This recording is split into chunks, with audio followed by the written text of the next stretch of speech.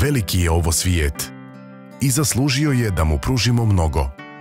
Ovom svijetu je potrebna dobrota, ali ona prava koja dolazi iz srca. Kada bi svako od nas učinio makar jedno malo dobro djelo, to bi bilo dovoljno da prekrijemo cijelu planetu dobrotom. Ali jedno je sigurno, dobar glas se daleko čuje. Stigli su praznici i konačno je došao onaj trenutak kada zaposleni ideje žele da se totalno posvete onim najslađima, to jest onim najmlađima. Zaposleni u ideji su ove godine riješeni da pokušaju da u potpunosti razumiju djecu, pa su i sami probudili dijete u sebi, u želji da pošalju poruku koja će djeci u domovima i bolnicama prenijeti svu ljubav i dobrotu. I kao što su navikli da daju sve od sebe tokom cijele godine, tako svako od njih zna da praznično darivanje uvijek nosi sa sobom jednu lijepu i vrijednu poruku. Ideja sve poruke sakuplja u priče i pretvara ih u bajke. I vjerujte, one se ostvaruju u preko 8 gradova širom Crne Gore. Tvoja hrabrost me ispiriše da uvijek vjerujem u tebe. Ti si zauvijek moj heroj, tvoj ideja, drugar Matija. Ako praznici uvijek sijaju punim sjajem, želim ti od srca da ozdraviš što prije i da zasiješ jače od praznika.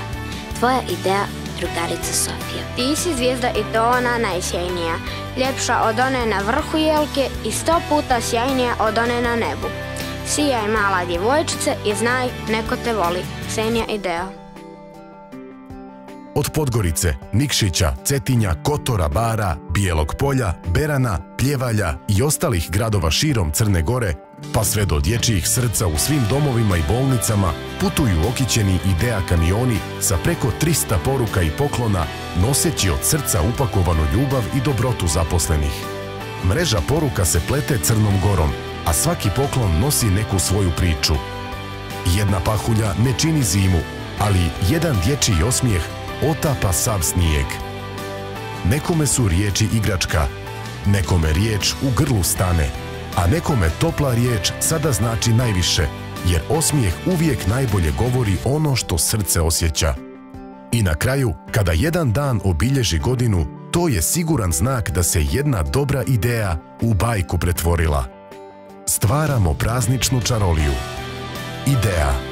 Draga Ideja, hvala ti što misliš na mene. Ja ću biti hrabar i neću te iznevjeriti.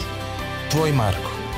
Dragi drugari, mnogo vas volim i želim vam da vam ovi praznici donesu mnogo radosti, zdravlja i sreće. Vaša Teja. Idejci, hvala vam za sve i molim vas samo nastavite da stvarate prazničnu čaroliju.